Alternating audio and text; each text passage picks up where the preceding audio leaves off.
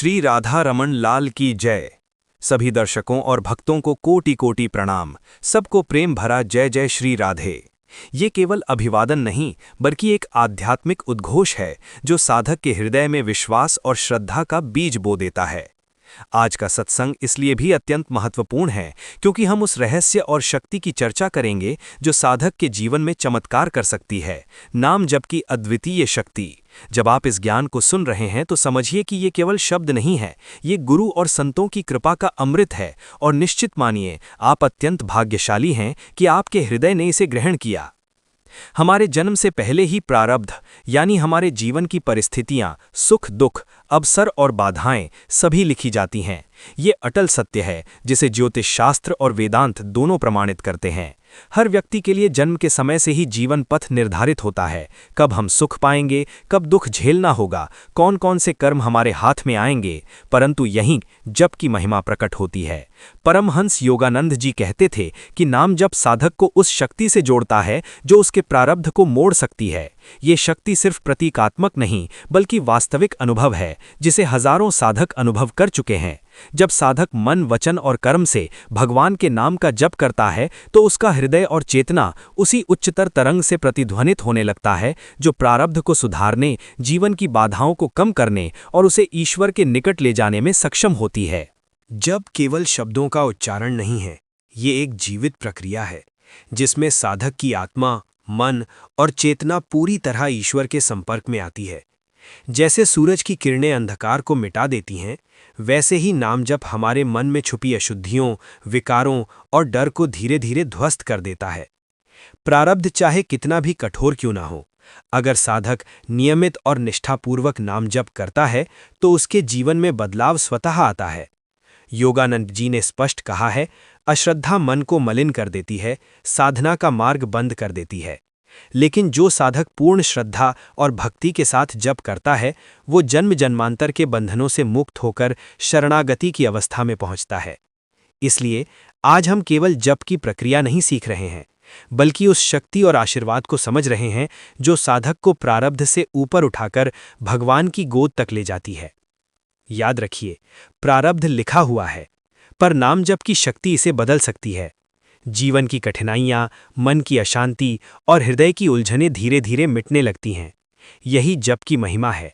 ये जन्म में लिखा प्रारब्ध मोड़ सकता है, साधक को स्थिर आनंद और शांति दे सकता है और अंततः उसे भगवान की पूर्ण शरणागति का वरदान दिला सकता है। यही कारण है कि अश्रद्धा से बचना और साधना में दृढ़ रहना आवश्यक है, क्योंकि यही मार्ग हमें उस दिव्य शक्ति से जोड़ता है जो हर साधक को सच्चे ज्ञान, शक्ति और आनंद की ओर ले जाती है। प्रथम अध्याय में हम प्रारब्ध और जप की शक्ति के रहस्य को समझेंगे। हमारे जीवन में समय और परिस्थितियां निश्चित होती हैं। कब सुख आएगा, कब दुख, ये जन्म से पहले निर्धारित होता है। परंतु परमहंस योगानंद जी ने इस सत्य को नए दृष्टिकोण से स्पष्ट किया है, ये कि जप की शक्ति इस निश्चित प्रारब्ध को परिवर्तित कर सकती है। जब साधक अपने हृदय, वचन और कर्म से ईश्वर के नाम का जप करता है तो वो केवल शब्द नहीं उच्चारित कर रहा होता बल्कि अपने जीवन में परम शक्ति को सक्रिय कर रहा होता है। नाम जप साधक को उस दिव्य ऊर्जा से जोड़ता है जो जन्म जन्मांतर के बंधनों को तोड़ने और जीवन में स्थिर आनंद स्थापित करने में समर्थ होती है। शरणागत भक्त की विशेषता ये है कि वो भगवान के सम्मुख अपने पूरे हृदय को खोल देता है। वो सांसारिक सुखों में उलझता नहीं, उसकी इच्छाएं केवल ईश्वर की ओर केंद्रित रहती हैं।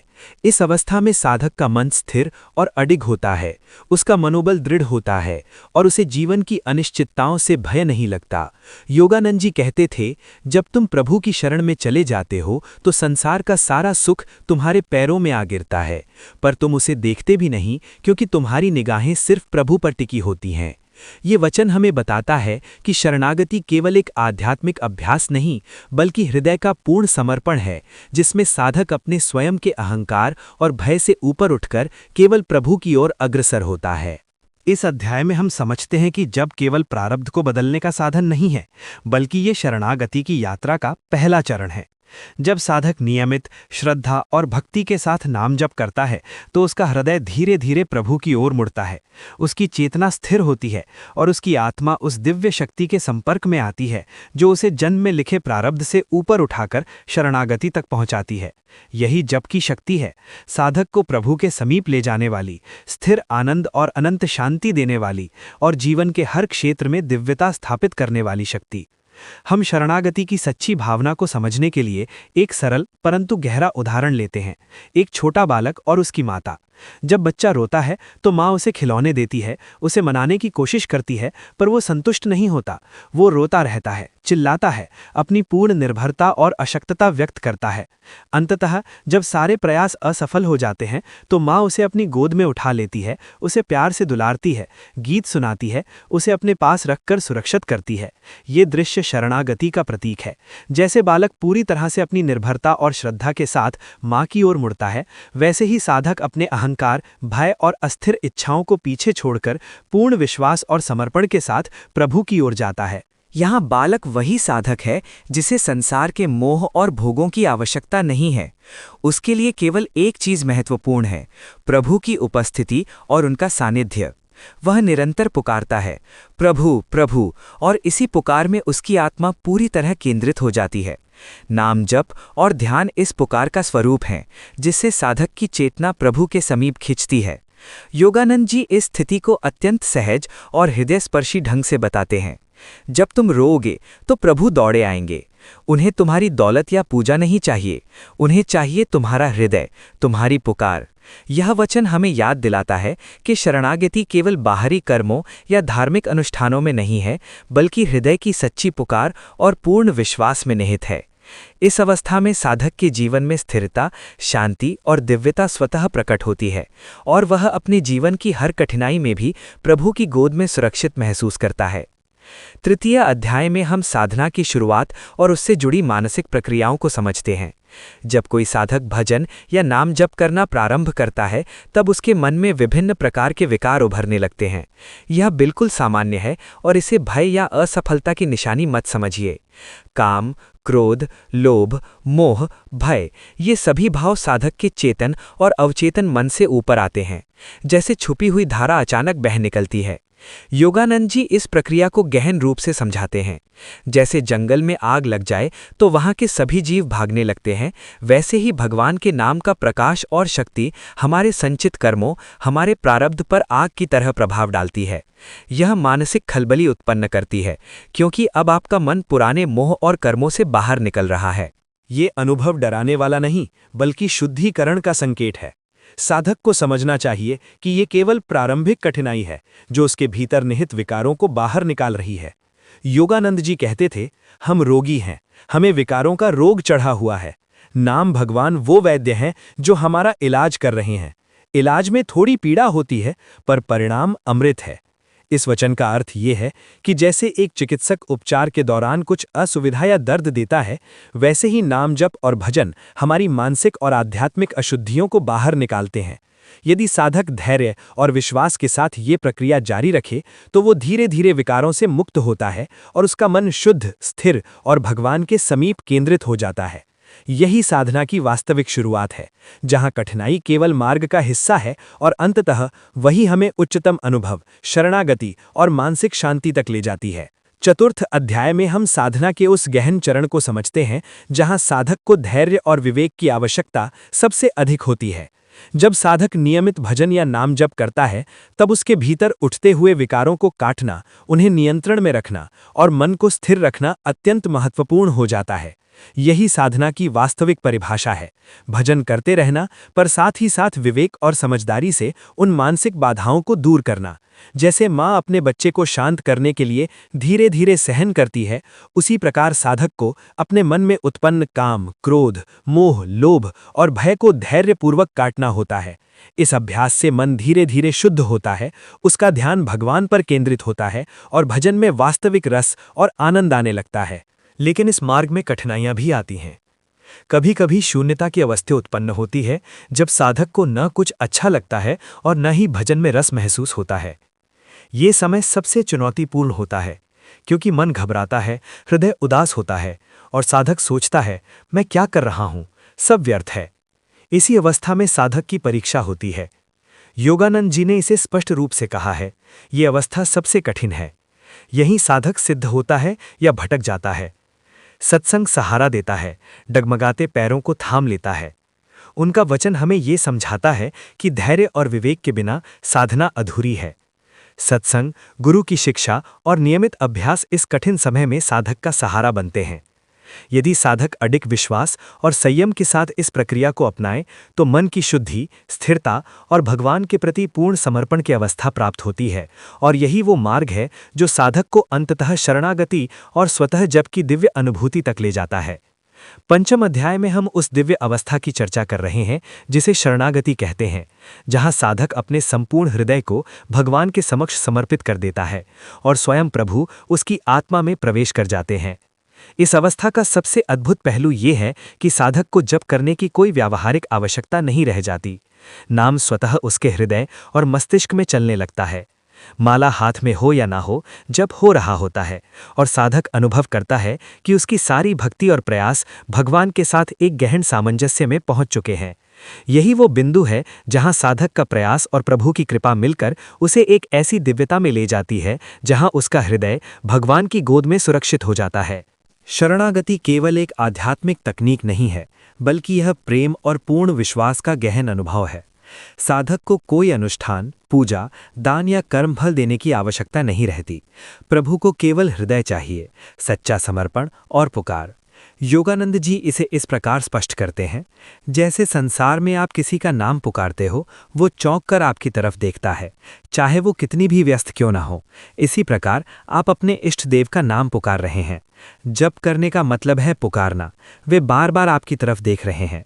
यह वचन हमें यह समझाता है कि जप केवल शब्दों का उच्चारण नहीं, बल्कि प्रभु से गहन संवाद और आत्मा का आत्मीय पुकार है। इस अवस्था में साधक का मन पूर्णतया शांत और स्थिर हो जाता है। कोई भय, मोह, लोभ या क्रोध उसका मार्ग नहीं रोक पाता। विपत्तियां आती हैं, प्रारब्ध की लहरें उठती हैं, पर साधक स्थिर रहता है क्योंकि उसका ध्यान केवल प्रभु पर केंद्रित होता है। धीरे धीरे जैसे जैसे आत्मा और भगवान का यह मिलन गहरा होता है, जब स्वतः प्रवाहित होने लगता है, साधक अनुभव करता है कि वह अपने प्रयास से अधिक प्रभु की कृपा के माध्यम से चल रहा है। यही वो रहस्य है जो योगानंद जी के शिक्षण में बार बार आता है।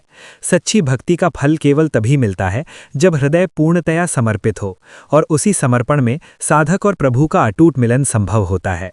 शरणागति का यह अनुभव साधक के जीवन को दिव्य आनंद, संतोष और स्थायी शांति से भर देता है, और यही जप की महिमा का सबसे उच्चतम रूप है जो जन्म जन्मांतर तक साधक को मार्गदर्शन और सुरक्षा प्रदान करता है।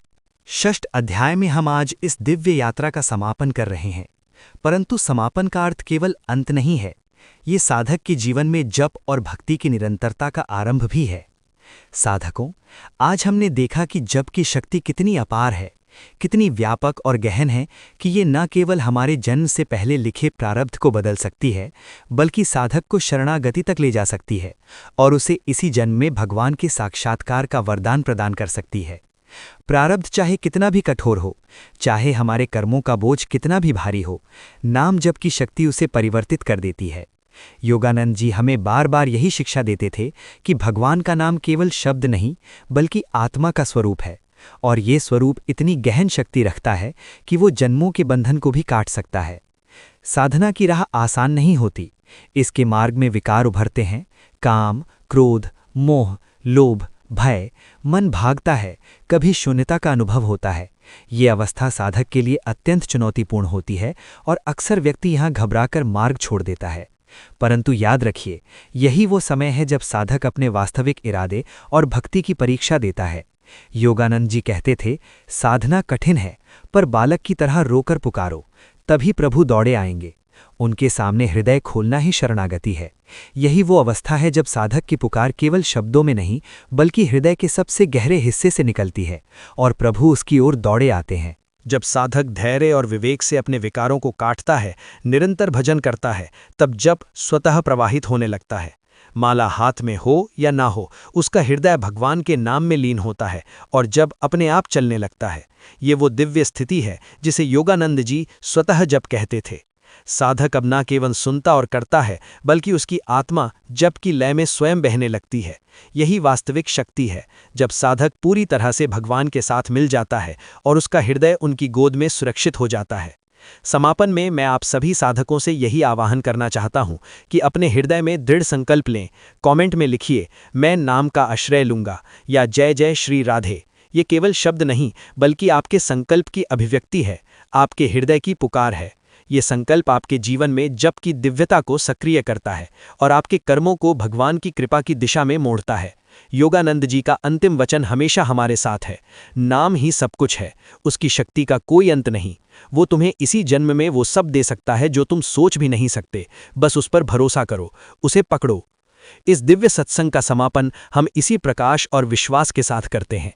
अब आप सभी प्रभु के नाम में लीन होकर अपने हृदय की पुकार को लगातार महसूस करें। बोलिए, जय जय श्री सीताराम, नमो नमः।